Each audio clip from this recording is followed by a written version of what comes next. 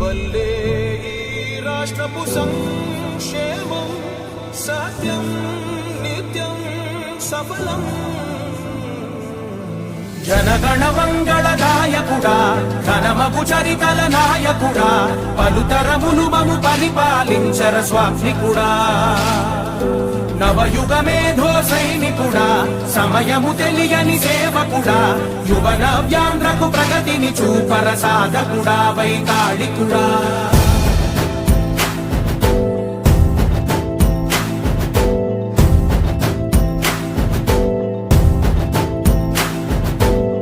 ప్రతి ఇల్లు నిన్నే నిన్నే పిలిచింది, ప్రతి గడప నీకే స్వాగతమంటోంది.